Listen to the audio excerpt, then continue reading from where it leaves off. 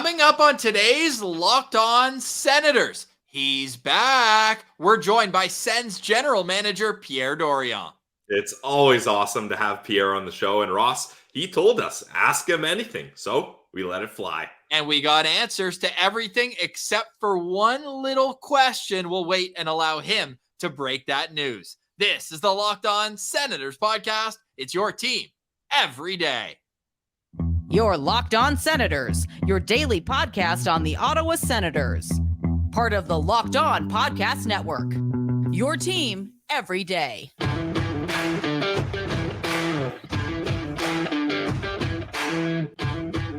I'm Jake Sanderson, and you're listening to Locked On Senators podcast.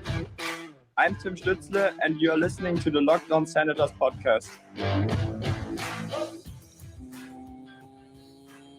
Welcome inside episode 810 of the Locked On Senators podcast. I'm Ross Levitan on the outskirts of enemy territory in Winnipeg, Manitoba, alongside Brandon Piller up in the Blue Mountains. Please like and subscribe wherever you download your podcast. We're also available on YouTube. Today is Wednesday, May 31st, and Pilsy, on the 8th day, God created Erik Karlsson, and it's a happy birthday, 33rd birthday to the former Sens captain, Ottawa legend, and he's brought up in our interview with Pierre Dorion. Yep.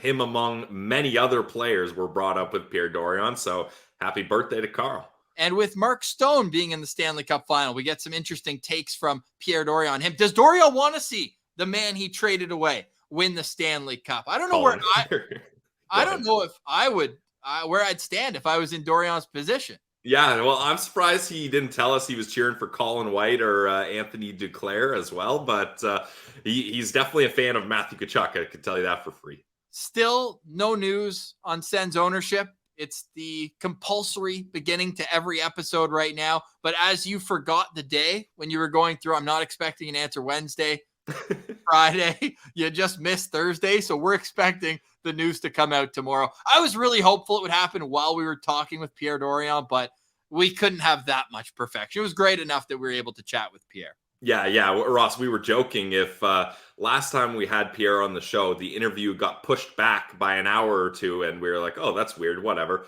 Oh, yeah, biggest signing in Ottawa Senators franchise history, Tim Stützle. So we were joking if this interview got pushed back today, then we know ownership news has broke, but that didn't happen. So just like all of you, we wait. And we continue to wait. What better way to wait than getting insight onto the RFAs, the UFAs, and a whole lot more. Some draft picks. Are they going to be signed or not? There's a deadline tomorrow at 5 p.m. for Ben Roger, Carson Latimer, and Chandler Romeo, 3 members of the 2021 draft class. So rather than speculate, why don't we just get to the interview and find out the answers to all these questions? Yeah, absolutely. Our interview with Pierre Dorion is a lot of fun. So let's not waste any more time chit-chatting, Ross. All that's coming up. You're listening to Locked On Senators. Today's episode is brought to you by our friends over at FanDuel. Guys, it's finals time. The Stanley Cup final is set between the Florida Panthers and Vegas Golden Knights. I wonder who Pierre Dorion likes in that scenario. And the NBA finals are also set. So you got to head to FanDuel. It's the sportsbook of the Locked On Podcast Network and America's #1 sportsbook. So just download the FanDuel Sportsbook app. It's safe, secure, easy to use. It's my favorite sports betting app for sure. And if you're a new customer, check this out. There's a no-sweat first bet. You get up to $1,000 in bonus bets if your first bet doesn't win. That's huge. And you can have combined bets for bigger payout with same game parlays. So don't miss out on your chance for the no sweat first bet up to $1,000 in bonus bets when you go to fanduel.com/locked on. That's fanduel.com/locked on to learn more. Make every moment more with FanDuel, official sports betting partner of the NBA. Today's episode is also brought to you by Shawarma Palace. I know that Pierre Dorion loves Shawarma Palace. How? Because it's an Ottawa staple, and he's an Ottawa guy. So you can head to any of Shawarma Palace's 7 locations today and go get yours. You can also follow them on Instagram, Shawarma Palace Ottawa, and they have so many great deals, so many great food items to choose from, and you can go to any of these spots. You can go to the Saint Laurent Shopping Center. You can go to Innis Road. You can go to Bank Street, Woodruff, Rideau Street, the Carleton University campus. I said Bank Street. They've actually got two, one at Bank and Hunt Club, the other one closer to Centertown. You'll always leave full. You'll always leave with more dollars in your wallet than you believe you're going to spend when you go out for such a delicious fuel filling. That's got to be their new slogan. Fuel filling, because it's fulfilling for sure. The portions are wild, but all fresh ingredients. You are fuel filling at Shawarma Palace. So head there to any of their 7 locations or order it on Uber Eats. Go check them out at Shawarma Palace. Support local, support Ottawa's #1 shawarma since 1997. Go check them out at Shawarma Palace. All right, now let's get to our interview with Ottawa Senators General Manager. Here is Pierre Dorion. All right, we now welcome a very, very special guest back to Locked On Senators. He's been a member of the Sens organization for more than half of my life, 16 seasons. First as chief amateur scout, then director of player personnel, and now upper management, where he's been general manager since 2016. Pierre Dorion, welcome back. It's been a while. How's your summer going? Busy. It feels I haven't stopped from the day that I did my year-end press conference. I flew to Newark that day. I went about 2 weeks watching playoff hockey. Well, then I watched a few, Quebec League playoff games. Came back. I took about 3 days. I went to Vegas on personal time, but ended up staying at the same hotel as the Oilers were staying, so couldn't get away from hockey. Tried to kidnap McDavid, did not work. Okay. And then came back, had amateur meetings, and the last day of the amateur meetings left for the World Championship. Was there for about 9 days, came back, and then been at work pretty much since. And the scouting combine is next. Is that still in Buffalo? Yes.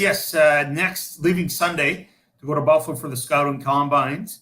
And at the same time, the week after, we have pro meetings. So it really is.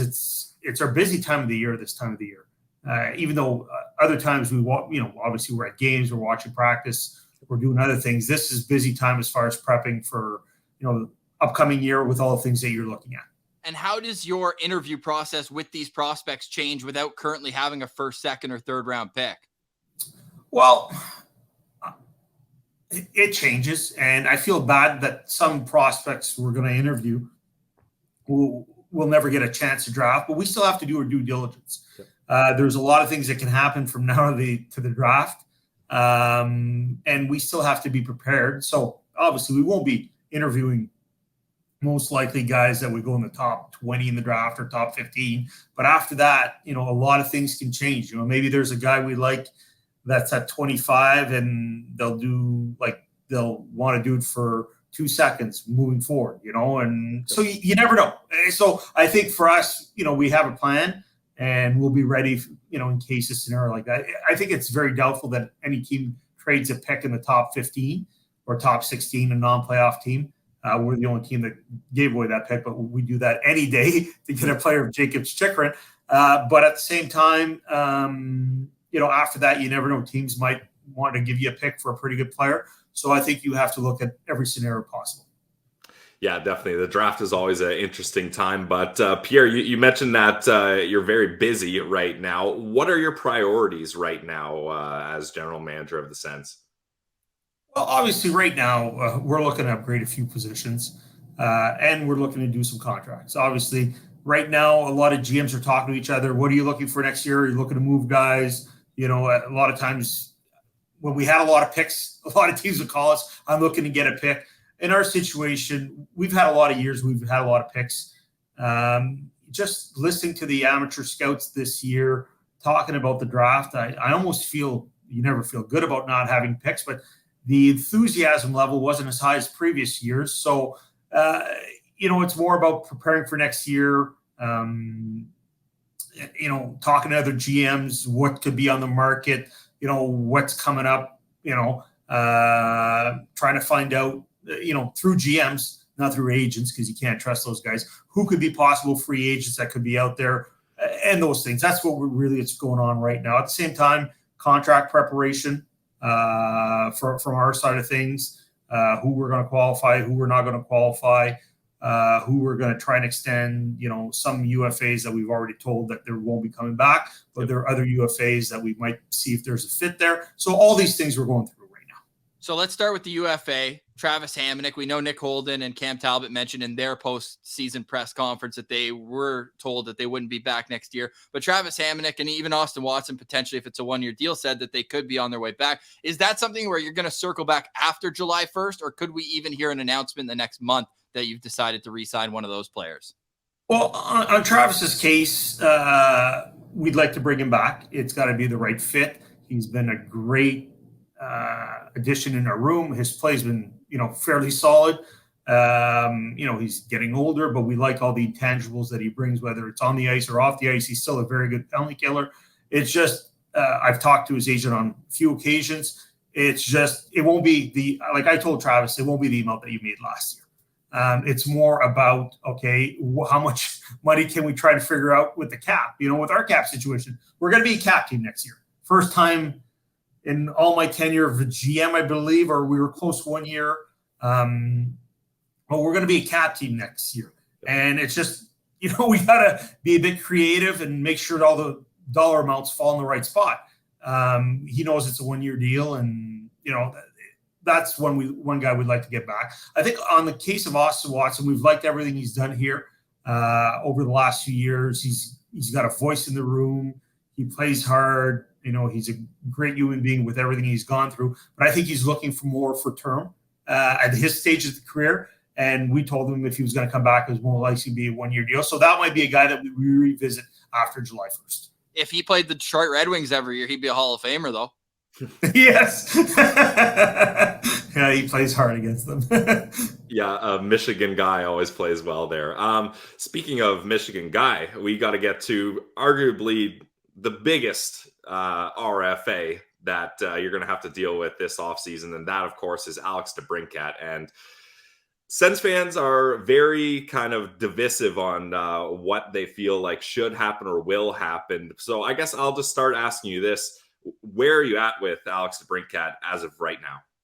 Well, after the season, we talked to him. We had a really good positive exit interviews. The exit interviews are done by DJ, myself. Yep. I just feel that when it's just the coach and GM, the player can, sometimes if you get more people in the room, they don't want to speak as much, but they know DJ and I, everything stays in and we discuss it, fairly well, at length.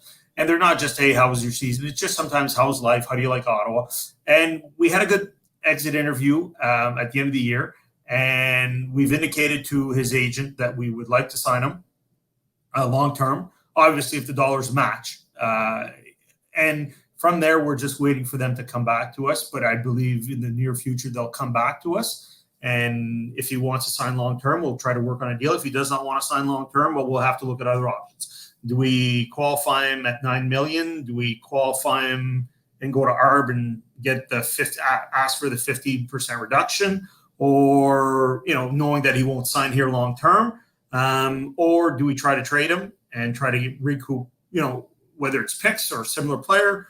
I don't think there's a similar player, or we try to do the best hockey deal. So there's a lot of balls in the air on that one. And, I think most of my June will be consumed with taking care of this matter one way or the other, whether it's a contract extension or whether it's a one-year qualifying offer, or one-year contract or or possibly of being traded. So would you be comfortable potentially bringing him back on that qualifying offer, kind of like you did with Mark Stone when he took the 1 year?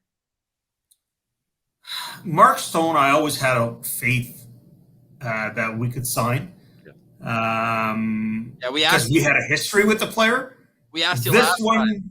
You told us last time that was the one move looking back at the rebuild. And I mean, we got a little more insight too when you're on Cam and Strick. We heard that too. So that was good insight. I know it's completely different situations with the player, but I am curious with DeBrincat if you are comfortable on a 1 year.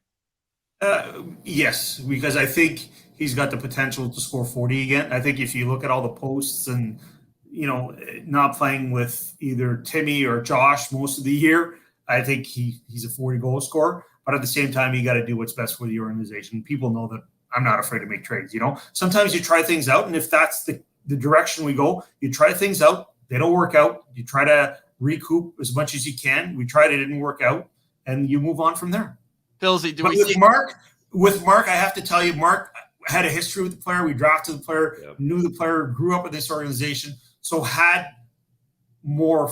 Not that I had more faith, because things can change over the course of a year. And I've spoken about it. It was one move that through all this rebuild, but at the same time, when I thought we'd be ready to win, he might be a declining asset. Not that he is a declining asset. He's playing in the Stanley Cup final, so he's an outstanding player, outstanding leader. And, deep down in my heart, I'm cheering for him or Matthew, whichever one wins, I'll be happy with it. Pilsy, do we say thank you to Pierre for accentuating the vibes on my bachelor party, or what?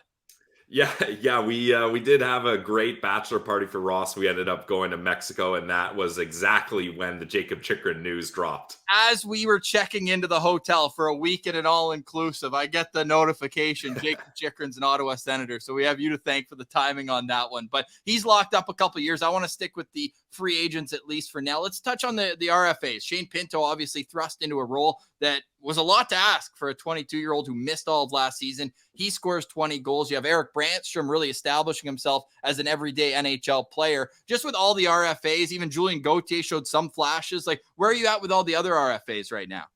Well, right now I've had preliminary talks with Shane's agent. I told him, let me see what happens with Alex. We should know, in the next 10 days. I figure we should have a good idea where we are with Alex. And, I talked to Shane's agent about, a 1 to 8 year deal. Whatever they're open to, we're open to. I do feel that Shane has a bit more to prove. So, the agents like the bridge type of deal, and, we can work with that. And we have to think about our cap situation again. It's not like when we signed Thomas Chabot, where we knew we'd have all this cap money available. Now, signing all these younger players to long-term and big money, our cap is something that we have to really learn to manage. So I had a really good first talk with Shane's agent. I've reached out to Craig Oster on Erik Brannstrom and how he's come along. I'm going to reach out to Julien Gauthier's agent in the next few weeks to see where they're at, where we're at. We're going to have our pro meetings. So I want to go through, is there someone better out there than Julien Gauthier that we think we could get, the market, all these things that to look at. Yeah, it's definitely a lot of interesting decisions with internal players for the Ottawa Senators. Now, you made some moves externally already as you've dipped into the European market to bring on a forward and a defenseman in Smejkal and Matimpalo. What were the thoughts behind those two guys? Like, are those guys that you've been scouting for a while and it just worked out now? What are the plans for them on the roster in this franchise? Just elaborate on those moves. Yeah, so on Smejkal, he's someone that I saw last year at the Worlds. Our head pro scout, Jim Clark, also saw him at the Worlds last year. Rob Murphy, they're the two guys that go to the World Championship. Jim went to Europe this year, followed up, was really impressed. Newport's Craig Oster's the agent there, so we contacted him halfway through the year. We said, we followed him, we've noticed him. Then we got on a call, DJ, myself, Ryan Bonus, just to talk to him about our opportunity here. I think he's someone that could fit in bottom six role for our team. I had the chance to see him again at the Worlds. I was very impressed. He's a great net front on the power play, something that we might lack in our second unit. He's actually a really good penalty killer. He's big, he's strong, he's got good speed in motion. I think the big question mark with him will be how will his edges and quickness adjust to the NHL level, if he's able to adjust to it. But, adding another big body that can play the game the right way was something that we liked, from all our research, and he's a character person. If he has to go to Belleville for a month or 2 or 3, he'll accept that. And, sometimes with Europeans, that's difficult. And we talked to him about that. We've lost out, I think, on certain free agents, whether it's college or European, because we never promise anything. Everything has to be earned. And I think he liked that about us. But we liked him. He watched some games of ours, and he came back. He says, these are the 6-7 guys I got to compete with. Obviously, we told him some guys would be coming back, some guys weren't coming back. So, there's a lot of things I like about him. He's got good hands and tight. I think he plays the game the right way, as I said before. So I think he'll be a good fit, if he can crack our lineup in our bottom 6. As far as Nicholas Mantiapalo, I hope I pronounced that right. Again, our scouts are obviously Mikko Ruutu, who our head European scout, saw his progress, which was start of the year in the Finnish league. I think he was just a top 4 role or 5-6 on his club team, and worked his way to be on a national team. And obviously, I saw him a few games, and I was very impressed over there. The one game against Sweden, he wasn't phased. He moved the puck under pressure, showed really good hockey sense, can shoot the puck. And again, with him, it's just he's got a good stick. He defends well. He gaps up. So again, it's good to have internal competition. That's what we want. We're at a stage as an organization now where a lot of our prospects have graduated to the NHL. So getting these older Europeans that can slide in your lineup, improve your depth, is what we're looking to do. Yeah. Before we had to give, not that we had to, but before I think we owed some of our younger prospects the chance to get in our lineup, get those minutes. Our goal was never to win a cup. Our goal was never to make the playoffs. Our goal was to develop them properly. Now we're at a stage where we got to take the next step. And that perfectly leads into my next question. You talk about prospects getting a chance and competition, especially on defense on the right side. You've got 2 former first-round picks in on the right side defense, Lassi Thomson and JBD.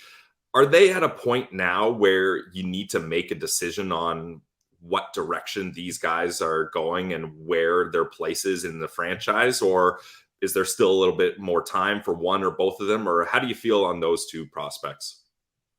On Jacob Bernard Docker, I think it's his spot to lose on our blue line next year. He's made progress. He's gone in the right way. Other teams have inquired about him without, so he's trending in the right direction. So there's positive there. With Lassi, he had I would call a very inconsistent year. So we'll see his approach when he comes to camp and where he's at. I think I was really impressed with the last 12 months of Jacob Bernard Docker's career and how important he became in Belleville and when he got it here every time he got better. Lassi, it might be just a mental thing. Sometimes with defensemen with that type of skill, just overcoming, making a mistake and, every defenseman make a mistake every game, except for Nick Lidstrom. Every other defenseman probably has made a mistake every game. So it's overcoming that. And with his talent level, you hope that he can find his way back into our lineup or in the conversation for our lineup.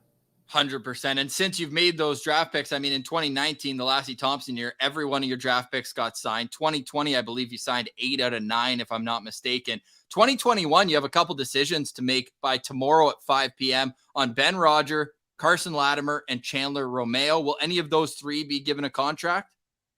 No, we've all 3 will be returning in the draft. We've notified their agents. Scoop for you guys, but all 3 will be returning in the draft. And you know what? It's unfortunate. I think those 3 players all lost a year of hockey. Yeah. And if just because of the COVID situation, and Chandler really progressed this year, but it was a big mountain to climb. Carson just didn't do enough for us. Has NHL speed, but it's the rest of his game.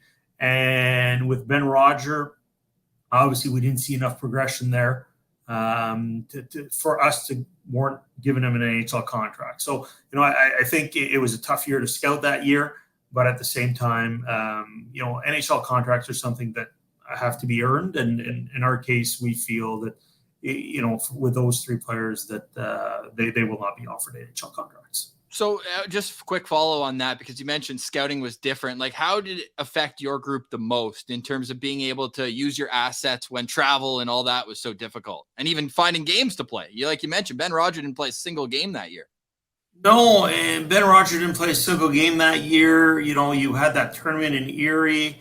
It's, obviously because I was in the bubble, I never scouted, never saw one of those players play live unless I saw him the year before as an underage. And we all know that you never make decisions based on underage. That can kill an organization. Coming from my scouting background, so it was just it was a different year. A lot of times I'm heavily involved in, especially when they're high selections, very, very involved. When it's high selections, I see them on multiple occasions. I saw Brady Tkachuk, I think 7 to 9 times. I saw Tim Stützle. I went over there in Germany and saw him, played 2 regular season games, saw him at the World, saw him on multiple occasions. So these players, you see them a lot. And in that draft, I didn't get a chance, but the staff as a whole didn't get a chance to scout. So, that year is, if it's a different year, I think a lot of players go in different spots, but it was an even playing field for all the teams at that point in time. Yeah. So things all the were teams were on certainly the same level playing field. So some teams guessed maybe a bit better than others, and it was just very difficult. Yeah, for sure. Pierre Dorion, final question for me here. We're so thankful you've given us your time, and we're grateful. So final question for me is, we know you've met with multiple ownership groups to discuss your vision of the team. Is that where you left off in the process, or are you being updated as this process goes along here? You know what? I met with all 7 groups. A few follow-up questions have come through, the people that are selling the team. And then obviously they get to me, on certain things. It's been a great process. It's whether we like to say it or not. Sometimes I get too much in trouble for being honest. It's like 7 job interviews, and it's 7. But it's such a great thing, I think, for the organization, for our fans. We're going to get a new owner with deep pockets. It's going to push this team to that next level. That's going to give us the financial resources to do so. So I think it's great, but it's been a lot of fun. It's been a lot of fun, talking to billionaires, talking to people that are excited about the Ottawa Senators, the community, the franchise. So, but I've been updated recently. And hopefully at some point in time, over the next 2 or 3 weeks, a decision is made on who will be the future owner of the Senators. Hey, we were going to buy you a case of Coors Light if you had the news for us on this show, but we'll have to settle for that little update. Dorion, really appreciate your time. Last question for me. Give me a Stanley Cup final pick. Who do you got? Florida, Vegas? I'm going to plead the fifth on that one. Oh, come on. I am cheering for Mark Stone to win. Obviously, big fan of Matthew Tkachuk and the Tkachuk family. So I'm a bit divided. Almost every series, I always try to pick a winner, and I do it with my son. And on this one, I'm just divided. I think there's so many great stories from Florida. Give Florida credit. Yep. They go out and beat one of the best teams to play in the last, with a record in the last, I don't know how many years. They beat the second best team. They beat Toronto, which was the 4th best team. So give them credit. They deserve to be there. And, they won the President's Trophy last year. Bit of different of a makeup of a team. And then you look at Vegas and what they've done over the last few years. They missed the playoffs last year. One team won the President's Cup and the other team missed the playoffs. And, who's to say? But I'm not going to pick, they don't ever saw the cup in half, but because there's nothing more sacred in this game. But I'm not going to pick a winner on this. Any other scenario, I'd pick a winner, but this one I'm just going to. I had the chance to see Florida a lot, and I saw Vegas in the playoffs, and Vegas is impressive with their decor and how they don't allow people to go to the net. Florida is tenacious. Bobrovsky's played great hockey. They transitioned the puck well. I think both coaches have done a great job. So, you know what? An exciting series. If it goes to Game 7 overtime, I think I'll be watching every minute. Hey, he'll answer all the tough ones, but won't make a prediction. Probably for the best. We both had our cup picks out in the first round, so we don't know anything anyways. But we appreciate learning a lot about the Senators from you, Pierre. Really appreciate it. All the best this summer, and hopefully we can do it again before training camp. That'd be awesome. For sure we'll do it again before training camp. Thanks, guys. Awesome. Stick taps to Pierre for joining us. Really fun conversation. His second time on the show. And, well, we can give this away, Pillsy. After we said, hey, we're coming to Dev Camp. We're going to do some live interviews with players. He says, I'm going to swing by. We'll talk about the draft class and all more. Can't wait for that. A sit down with Pierre Dorion coming this summer on Locked On Senators. Yeah, that's going to be awesome. And I mean, we've said it a bunch of times, Ross, but we just can't be grateful enough to Pierre to giving us his time. The Sens PR team has been really great, helping us out, get these big interviews. And I got a lot of respect for Pierre because, like I mentioned off the top, he told us, ask him anything. We were like, hey, can we ask you about, and he cut us off right there. And he said, no, ask me anything. Like, you guys are doing your job. Whether I answer or not, that remains to be seen, which is fair. But I do respect that, it's a full open conversation. And I think everyone can tell that he's a genuine guy when you get to see him on a platform like this. But the funniest thing he did was call us journalists. Yeah, a little bit. Although we got some scoops. Medium J journalist, maybe. Nah, actually, I'm a lowercase J journalist. No, we're a lowercase. You got some more scoops, Ross. No, we're a lowercase journalist, and we don't even dot the J. Like, yeah. No, that was hilarious. He's like, you guys are journalists with work to do. I was like, no, we're just diehard Sens fans that like to talk a lot.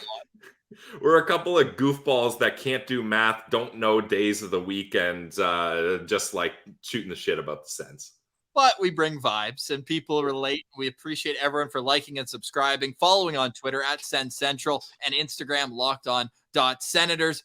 Honestly, could there be a better way to close out the day before draft month? June is draft month here on Locked On Senators. We're making our list. We're checking it twice. And because there's no, how do I say this? We can't really discuss a countdown. It's not going to have the same oomph because we're not going to be like, oh, when are we getting to the Sens range? There is no range. The range is there is no range for the Senators draft picks today. They could trade up. As Pierre Dorion said, nobody's trading in the top 15. It seems like to go out. There's just too much talent. So beyond that, could the Senators get players? Sure. So we're actually going to start at number 1 and work our way back because we haven't had a whole lot of success at nailing players that the Senators actually pick. So why not try something different? Change up the juju. It's like we're rearranging our living room just to get better vibes, and hopefully we can cover a player that actually ends up playing for the Ottawa Senators. Yeah, definitely. And we're, as Ross said, we're going to start with the top. I have a feeling maybe we'll cover Connor Bedard early on. We'll see how it goes. All right. Stay tuned for all that tomorrow, Friday. Hopefully we get an answer on Sens ownership. But again, it's one of those where it's wake me up when the dilemma ends. Okay. It's Nice. wake me up when the dilemma ends. That's a remix Green Day song. Yeah. Well, wake me up when November ends would be the real Senators remix over the last couple seasons. But I do think that we're getting closer. How many times can you say we're getting closer? I mean, we can't be getting farther, can we? I don't know. It's going to be a blue day unless we get an answer soon here on Locked On Senators. We will have a live show the moment that it happens. We'll walk out. We'll quiet quit our real jobs and just come and give you guys the live stream that you deserve, that we deserve, because no matter which of the 4 groups get the Ottawa Senators, I have a feeling it's going to be the best ownership group the Ottawa Senators have ever had in the franchise's 30-year history. By the way, can we close out the show on that? Because I said it in the intro to Pierre Dorion's interview. He's been in the organization for 16 years. That's longer than half of the franchise's life. Yeah, it's amazing. And I guess, I'll say it. Like, you can't really tell the story of the Ottawa Senators without Pierre Dorion's input. Like, he's had a major impact on this franchise past, present, and future with all the moves and decisions he's had to make. So, look, I know people online, there's different opinions about Pierre Dorion and where he's at, but from where I stand, I think he's deserving of this job. He's deserving to see through the team that he's built, the roster he's constructed, and again, he just seems like a genuine guy, and we always appreciate his time. So, yeah, Pierre Dorion guy, me. That being said, this year, playoffs. We didn't press him on that. But I feel like in person, we can look him in the eye and say, Pierre, stop hiding it.